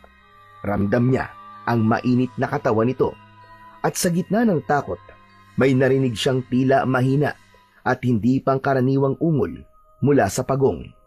Ngunit hindi niya na ito nabigyan ng pansin dahil muling umingay sa labas. Napasigaw si Onad nang muling makita ang butas sa bubong. May pulang liwanag na nakasilip doon. Tay! Sa bubong! Anak nang, hindi pa talaga kayo sumusuko! Bantayan mo ang anak mo, Kanding. May kukunin lamang ako. Tumakbo si Lola Milagros palapit sa maliit nilang altar. Dinampot niya ang ilang piraso ng tuyong dahon ng laurel. Doon, sinindihan ito. Naglabas ito ng puting usok at matapang na amoy. Nilagay niya ito sa isang platito at iniikot sa loob ng bahay. Napatitig si Onad sa kanyang lola. Humanga siya sa katapangan ng matanda. Maya-maya ay tumahimik ulit ang paligid. Sa kinatatayuan, palihim na bumulong si Onad sa kanyang pagong. Sinag, natatakot ka ba? Huwag kang matakot, ha? Si Lola at si Tatay ang bahala sa atin. Kayang-kaya nilang lumaban. Pagkatapos umikot ng kanyang lola, ay pumunta ito sa kusina at kinuha ang garapon ng asin. Umusal ito ng dasal at nagsaboy ng asin sa mga bintana at pinto. Ganon din sa bubong. Ang pulang liwanag sa bubong ay biglang nawala. Lumipas ang ilang minuto. Naging tahimik ang buong paligid. Lahat sila ay nakikiramdam. Lola? Tay? Umalis na po ba sila? Hindi tayo sigurado, anak. Hindi tayo pwedeng magpakampante. Huwag kayong mag-alala. Wala na silang magagawa. Selyado na ng orasyon at asin ang lahat ng pwede nilang pasukan. Hindi na sila basta-bastang makakapasok sa bahay natin. Ay, nako. Salamat naman kung ganun, Lola. Nay, sigurado ka bang hindi na sila makakapasok dito sa bahay natin? Hindi na, anak. Dahil selyado na ito. Mga hayop na mga aswang na yan, ah! Ang tatapang nila! Talagang hinarap ka nila, inay. Hindi sila takot sa'yo.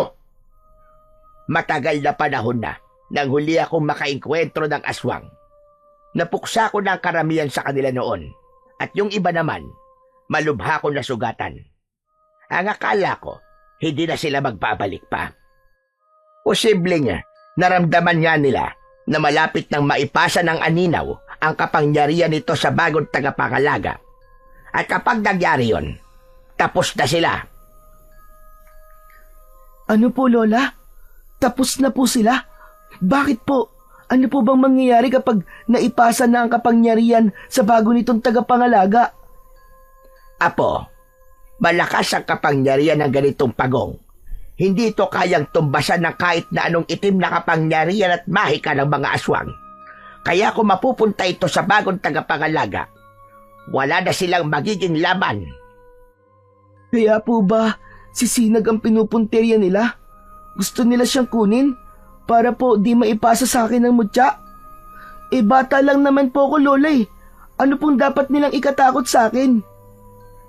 Huwag mong babaliitin ang sarili mo, Apo.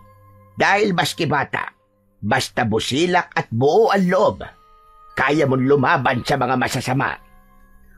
Talaga po? Oo naman. Maniwala ka sa akin, Apo. Kapag nasa iyo na ang mutya, kakatakutan ka ng mga aswang na yan.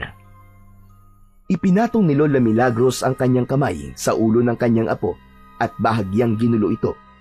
Nang ibaba niya ang kamay, Doon naramdaman ni Onad ang biglang pag-ihip ng malamig na hangin. Biglang nabaling ang paningin niya sa hawak na pagong. Napansin niyang kumikislap ang balat nito. Tila may maliliit na butil ng liwanag na lumulutang mula sa katawan ni Sinag. At ang dati nitong maitim na balat ay naging kakulay ng kanyang bahay, kulay ginto. Pero unti-unti itong kumukupas, parang nagiging kulay abo. Naramdaman din ng bata na lumamig ang katawan ni Sinag. Lola? Lola, teka lang. Bakit parang ang lamig ni Sinag? Dahan-dahang hinawakan ni Lola Milagros ang pagong at naramdaman nga niya ang lamig. Para siyang may hawak na isang tipak ng yelo. Lola, bakit po ganun? Ano po nangyayari sa kanya? Napailing ang matanda nang makita niyang hindi na kumikilos ang pagong. Nakapikit na ang mga mata nito at ang mga paa nito ay nakatiklop. Wala na siya, Apo. Patay na siya. Po! Patay na po si Sinag! Bumagsak ang luha mula sa mga mata niya. Paulit-ulit na niyugyug niya si Sinag. Si Tatay Karding ay napayuko na lamang. Ramdam niya ang sakit na nararamdaman ng kanyang anak. Tahan na, Apo. Di ba sinabi ko naman sa'yo na talagang anumang oras ay mamamatay na siya? Opo, Lola. Pero masakit pa din po eh. Para po ako namatayan ng isang kaibigan. Hindi ko po akalain na ganun kabilis siyang mawawala sa akin, Lola. Huwag ka nang malungkot, Apo. Dahil sigurado ko, pamaya-maya lamang ay makakasama mo na ulit siya. Po? Paano po? Mabubuhay po ba ulit siya? Hindi literal na mabubuhay, Onad. Pero ang kanyang mutya, ang kanyang kapangyarihan ay mapapasayo. Mananatili ito sa iyo habang buhay. Kaya para mo na rin siyang kasama. Kaya huwag ka nang malungkot. Niyakap ni Onad ang katawan ni Sinag at umiyak siya ng umiyak. Ngunit bigla siyang huminto nang makita niyang nagliwanag itong muli. Parang may munting mga apoy na sumiklab sa mismong katawan ni Sinag. Unti-unti ang pagong ay tila naging pulbos. Apo, tingnan mo. Namangha sila nang makitang tila naging gintong alikabok ito at lumutang sa hangin. Nagpaikot-ikot ito sa katawan ni Onad mula paa hanggang sa kanyang ulo. Hala! Ano po nangyayari, Lola? Sa palagay ko, ay paraan niya yan para makapagpaalam sa iyo. Ang alikabok ay tila buhay, parang munting alitaptap na umaakyat pa itaas. Umikot pa ulit ito sa kabuuan ng bahay, sa kadahan-dahang naglaho. Ang pagkamangha ay muling napalitan ulit ng lungkot. Lola, wala na talaga siya. Iniwan na niya talaga ako. Itinaas ni Onad ang naiwang ginintoang bahay ni Sinag. Bigla, mula sa ilalim nito ay may nalaglag, isang maliit at kumikislap na bato. Napatingin silang lahat sa bagay na yon. Ayan na, Apo, ang butya. Talagang nasa loob pala ito na bahay niya. Dahan-dahang dinampot ito ni Lola Milagros, ngunit nang mahawakan niya ito, ay bigla din niyang nabitiwan. Arnie, napaso ako. Napakagat siya sa labi habang tinitignan ang bahagyang paltos sa kanyang palad. Ayaw akong tanggapin ng butya. Mukhang ikaw lang, Apo, ang may karapatang humawak nito. Dahil ikaw ang tagapagmana. Tumingin si Onad sa kanyang lola. Nag-aalanganin siya ng una, pero kinuha din niya ang mutya gamit ang parehong kamay. Nang mahawakan niya ito, isang kakaibang pakiramdam ang dumaloy sa kanyang buong katawan. Mainit nga ang mutya, pero hindi siya napapasok o nasasaktan. Lola, parang may nakahawak po sa kamay ko. Mainit pero hindi po ako napapaso. Sa'yo na nga talaga yan, Apo. Ikaw na ang bagong tagapangalaga ng butya. Ingatan mo yan at alagaan mo mabuti, ha? Huwag mong hahayaan na mapasakamay yan ng mga masasamang nilalang. Akin na po talaga to. Pero paano ko naman po ito gagamitin? Makikita mo ang kapangyarihan nito sa oras na kailanganin mo na. Ang dapat mo lang matutunan, kailangan mong maniwala sa kakayahan mo at sa iyong mutya. Apo, simula bukas, hindi na muna ako magtitinda sa palengke. Kailangan mo na kitang maihanda. Kailangan mong matuto kung paano lumaban na ginagamit ang lakas kasabay ng isip. Kaya ko po ba ito, Lola? Hindi ba masyadong mabigat ang responsibilidad na to para po sa akin? Walang ibinibigay ang tadhana na hindi mo kayang buhatin, Apo. Kaya ka napili ng mutya kasi alam niyang kaya mo. Napatingin si Onad. Naging sunod-sunod ang pagtango nito at pagkatapos nun ay niyakap siya ng kanyang lola at sumunod naman ang kanyang ama. Salamat po sa inyong dalawa, Lola, Tatay. Salamat po sa pagpapalakas niyo ng loob ko. Kung wala po kayo, sigurado po, hindi ko po kakayanin to. Walang anuman yun, anak. Tungkulin namin na ihanda ka at gabayan sa tamang landas. Mahal na mahal ka namin, anak. Muli, isang mahigpit na yakap ang kanilang pinagsaluhan bago sila tahimik na bumalik sa kani-kanilang silid para muling matulog. Mahaba pa ang gabi, kailangan pa nilang magpahinga. Kinabukasan, tila walang nagbago ang mga tao sa baryo, walang kaide-ideya na may nangyaring pagsalakay ng mga aswang sa bahay nila Onad. Para sa kanila, normal lang ang araw na yon. Pero para kay Onad, simula sa araw na yon, marami nang magbabago. Nakatayo siya sa may balkonahe nila. Hawak ang mutya na isinabit sa isang itim na lubid at ginawang kwintas. Nakatingin siya sa langit, iniisip si Sinag. Apo, inimin mo muna itong gatas mo. Salamat po, Lola. Pagkaabot ng isang basong gatas, ay aalis na sana si Lola Milagros, pero tinawag siya ni Onad. Lola, bakit po parang walang alam ang mga tao dito sa nangyari sa atin kagabi? Hindi talaga nila malalaban, Apo. Dahil na mga aswang, may mahika sila na kayang magtago ng ingay. Ganun po pala yun?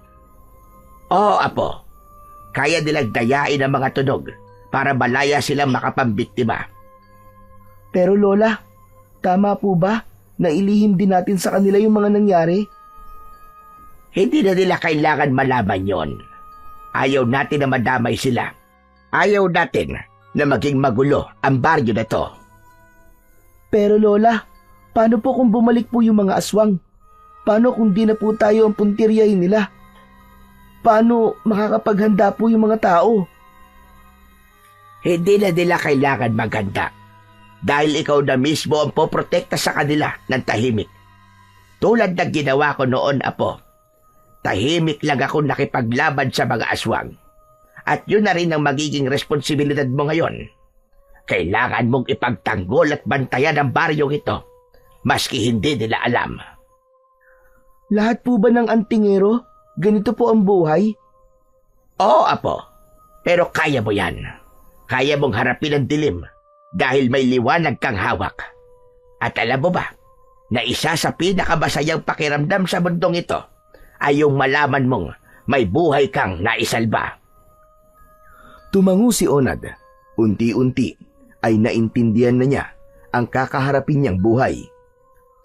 Susubukan ko po, Lola. Kahit natatakot ako. Natural lang matakot, Apo. Pero lagi mong tatandaan, nandito lamang si Lola. Handa akong gabayan at samahan ka. Nagpasalamat si Onad sa kanyang lola. Umupo ang matanda sa kanyang tabi at doon na rin ito ininom ang kanyang kape. Mabilis na lumipas ang mga araw. Ang maglola, nagsimula na rin mag-aral ng mga orasyon. Naging tahimik naman ang buong baryo. Wala nang nangyaring pag-atake at labis ang naging pasasalamat ni Lola Milagros dahil malaking bagay ang katahimikang yon para mas lalo niyang maihanda ang katawan at isip ng kanyang apo, ang bagong tagapagligtas ng baryo. At isang araw tinawag ni Lola Milagros ang kanyang apo. Pumasok sila sa maliit na aklatan ng kanyang lola. May ibibigay nga pala ako sa iyo, apo. Ano po yun, Lola? Lumapit ang matanda sa isang sagradong kabinet. Binuksan niya yon at kinuha mula doon ang sandata na nakalagay pa sa kaluban. Hinugot niya mula doon ang isang espada na magkabilaan ang talim. Agad na pinagpawisan si Onad nang makita ang sandatang inilabas ng kanyang lola. Lola, bakit po kayo may ganyan? Hindi ba't sinabi ko nga sa iyo? Dati akong lumilipol lang aswang. Ito ang sandata kong ginagamit noon. At ngayon, apo, ipinapamana ko na ito sa iyo. Talaga po? Salamat po, Lola. Pero Lola, ang laki naman po niyan. Parang hindi ko po kayang buhatin. Saka parang natatakot po ako. Parang espada po yan ng isang mandirigma eh. Totoo na bang espada ito ng isang mandirigma, apo? Hindi ba't ikaw ay isa na ngayong mandirigma? Huwag kang matakot sa sandatang ito. Dahil kakampi mo ito. Ito ang magiging kasama mo sa pakikipaglaban. Pinalapit ng matanda ang kanyang apo. Ipinahawak niya ito kay Onad. O heto, apo. Hawakan mo. Subukan mo damhin kung ano ang sinasabi nito sa'yo. Nang mahawakan ni Onad ang sandata, labis ang pagtataka niya. Bigla siyang natigilan. Hindi siya nakaramdam ng kahit na anong bigat. Parang isa lamang itong patpat na laruan sa kanyang mga kamay. Hindi rin siya nahirapang iwasiwas ito sa hangin. Kumakapit ito sa kanyang palad na tila bahagi ng kanyang katawan. Ang bawat galaw niya ay sinusundan ng espada. Pinanood siya ng kanyang lola na may bahagyang ngiti sa labi. Handang-handa ka na nga, apo. Tumigil si Onad sa kanyang ginagawa at hinarap ang kanyang lola. Huminga siya ng malalim at bahagyang tumango. Muli niyang tinignan ang espadang hawak. Tapos na ang kanilang pag-iensayo sa araw na yon. Tahimik silang lumabas mula sa silid. Pagsapit ng gabi, bago siya pumikit upang matulog, maingat niyang inilapag ang espada sa tabi ng kanyang higaan. Nasa loob ito ng matibay na kaluban. Ang hawakan ay nakapaling sa direksyong madili niya itong mahagilap kung sakaling kailanganin. Saglit pa siyang tumitig dito bago marahang ipinikit ang kanyang mga mata. Tahimik ang gabing yun. Walang nagbabadyang panganib kaya't naging kampante si Onad. Ngunit hindi pa man nagtatagal, biglang naramdaman niya ang pag-init ng kanyang mutya. Napansin din niyang umaandap-andap ang liwanag nito. Mabilis siyang bumangon at kumatok sa kwarto ng kanyang lola. Ipinakita niya ang kanyang mutya. Agad na nagsabi ang matanda na dumating na ang oras na kinakatakutan nila. Sumalakay na naman ang mga aswang.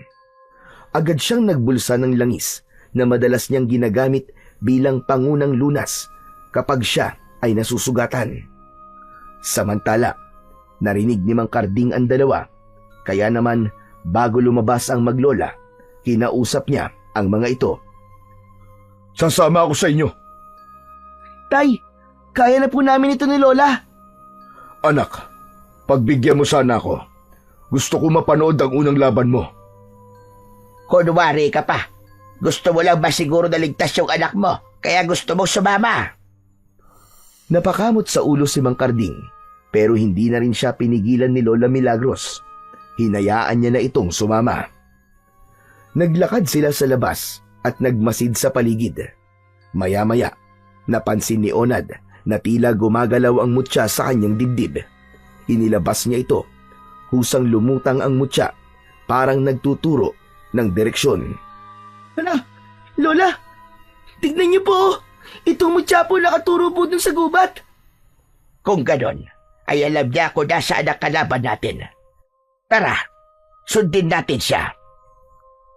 Tumakbo sila. Sinundan nila kung saan nakaturo ang mutya. Pumasok sila sa madilim na bahagi ng gubat. Doon nga nila nakita ang isang nakakakilabot na tagpo.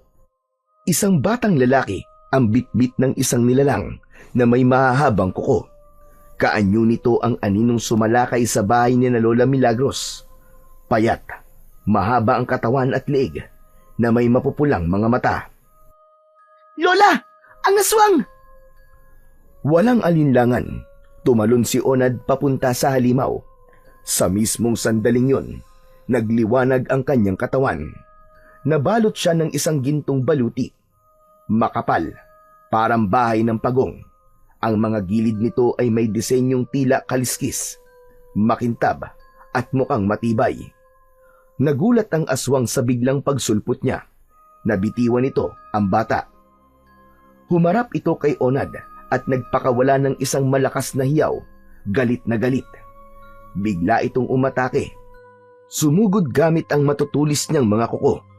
Kinalmot niya ang katawan ni Onad, pero bigla itong natigilan nang biglang maputol ang kanyang mga kuko. Umatungal ang aswang ng napakalakas. Muli nitong sinubukang kagatin ang balikat ng bata, pero tulad sa kanyang mga kuko, nabasag din ang kanyang mga ngipin. Nawalan ng silbi ang kanyang mga pangil. Napangiti si Lola Milagros, ganun din si Mang Karding. Tuwang-tuwa sila sa pinapakitang tapang ni Onad. Nang makitang nakalamang na ang apo, lumapit ang matanda sa batang dapat sana ay bibiktimahin ng aswang. Nagulat siya nang makilala ang bata. Ang mga sugat nito ay agad niyang nilapatan ng paunang lunas. Napalingon siya ulit sa naglalaban matapos niyang gamutin ang bata. Mabilis ang galaw ng aswang, pero ginamit ni Onad ang orasyong itinuro ng kanyang lola. Sa tulong nito, napabagal niya ang galaw ng halimaw. Madali na itong nababasa ni Onad. Kaagad na inilabas ni Onad ang espada sa kanyang likod at isinaksak ito sa balikat ng halimaw. Umungol ito ng dahil sa labis na sakit. Tumalsik ang itim nitong dugo. Pugutan mo ng ulo, apo, para matapos na ang laban. Ngunit natigilan si Onad. Hindi niya kayang tapusin ang buhay nito. Sa halip, hinayaan niyang dahan-dahang nagbago ang anyo ng aswang. Bumalik ito sa pagiging anyong tao. Nanlaki ang mga mata ni Onad nang makilala ang tunay na anyo ng aswang. Mang Ponciano? Hindi siya makapaniwala na totoo nga ang mga balitang kumakalat tungkol sa matanda. Sinasabi ko na nga ba ikaw na naman ang pasimuno ng gulo dito sa baryo. Nagmulat ng mga mata si Mang Ponciano. Nanghihina ito. Akala ko ba may kasunduan na tayo?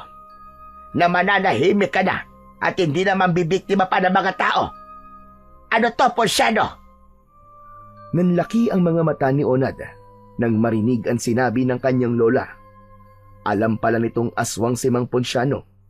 Napatingin ng bata sa mukha ng lalaki at biglang naisip na marahil ay kagagawan ng kanyang lola ang mahabang peklat sa mukha nito. Ngumisi ng bahagya si Mang Ponciano at napatingin kay Onad. Nakaramdam ng panibugo ang bata. Bakit, Mang Ponciano? Bakit ka nang bibiktima ng mga kababaryo mo? Hindi ko mapigilan. Hindi ko kaya. May mga kasama ka pa ba? Madami. Maraming aswang dito sa baryo. Hindi lang ako. Pagkasambit ng mga salitang yon, tuluyang pumikit na ang matandang aswang. Gustuhin man ni Onad na isalba ang buhay nito, ay wala na siyang nagawa. Sa huling segundo ng buhay ni Mang Ponciano, binalot ito ng liwanag na nanggagaling sa mutya. Unti-unting natunaw ang katawan nito at doon na nagtapos ang unang laban ni Onad. Paglingon niya sa kanyang lola at tatay, agad niyang napansin na nakatingin sa kanya ang batang biktima ng aswang. Yun ay walang iba kundi ang laging nambubuli sa kanya na si Jomar. Gulat na gulat ang bata habang nakatitig kay Onad. Hindi ito makapaniwala sa kanyang nakita. Ngunit ilang saglit pa ay tila siya ay biglang naimasmasan. Napagtanto ni Jomar na iniligtas siya ng batang palagi niyang sinasaktan at tinaaway. Bigla itong tumakbo at niyakap si Onad. Napahagulgol ito ng malakas. Salamat! Salamat, Onad ah! Akala ko mamamatay na talaga ako kanina eh. Hindi nagsalita si Onad. Tahimik lang ito habang hinahaplos ang balikat ni Jomar. Sa kanyang loob, masayang masaya siya. Ngunit sa kabila ng saya, bigla niyang naalala ang sabi ni Mang Ponciano. Marami pa sila. Napagtanto niyang nagsisimula pa lang ang kanyang laban. Pero handa siya. Handa na siyang protektahan ang baryo sa abot ng kanyang makakaya. Bago sila maghiwalay sa gabing yun, isa lang ang naging pakiusap ni Onad kay Jomar. Jomar, may hihilingin sana ako sa iyo eh. Sana, manatiling sikreto ang lahat ng nakita mo ngayong gabi ah. Napakunot ang noo ng bata. Halatang may gusto pa sana siyang itanong, ngunit nakita niya ang seryoso at mariing tingin ni Onad. Kaya't tumango na lamang ito. Napangiti si Onad at marahang tumango rin. Ang dahilan ng kahilingang yun ay ayaw ni Lola Milagros na kumalat ang balita tungkol sa mga aswang. Ayaw niyang lumikha ng takot. Hindi nila layuning maging bayani sa mata ng madla. Isa lang ang gusto nila, ang magligtas ng mga inosente ng tahimik. Matapos ang ilang araw, wala nang nangyaring kaguluhan sa baryo. Palaging nag-aabang ang maglola ng mga bagong banta o muling pagsalakay ng mga natitirang aswang. Ngunit nanatiling tahimik ang baryo. Naisip ni Lola Milagros na marahil ay nalaman na ng mga aswang na nasa kamay na ng bagong tagapangalaga ang mutya at ang lahat ng kapangyarihan ng aninaw. Kaya kusa na silang umalis. Marahil ay humanap na ng ibang lugar. Kasabay nito, ilang kapitbahay nila at residente ang halos sabay-sabay na nawala at lumipat. Samantala, si Onad, unti-unti na ring bumalik sa normal ang kanyang buhay. Pero may nagbago. Hindi na siya inaaway ni Jomar. Sa katunayan nga, naging malapit sila sa isa't isa. Halos araw-araw ay nagpupunta sa kanila si Jomar.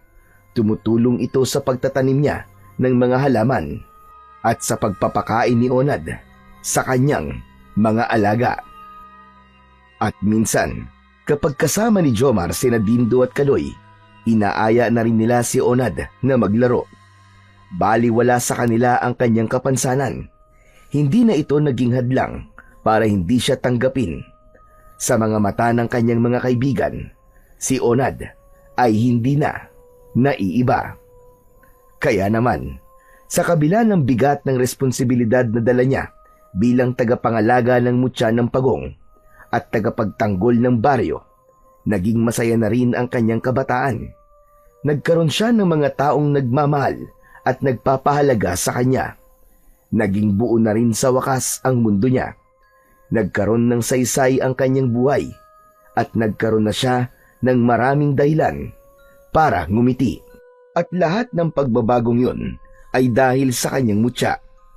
Napatingin siya sa langit at umusal ng pasasalamat para kay Sinag, na ngayon ay parte na ng kanyang pagkatao at kasama sa pakikipaglaban sa mga kampon ng kadiliman.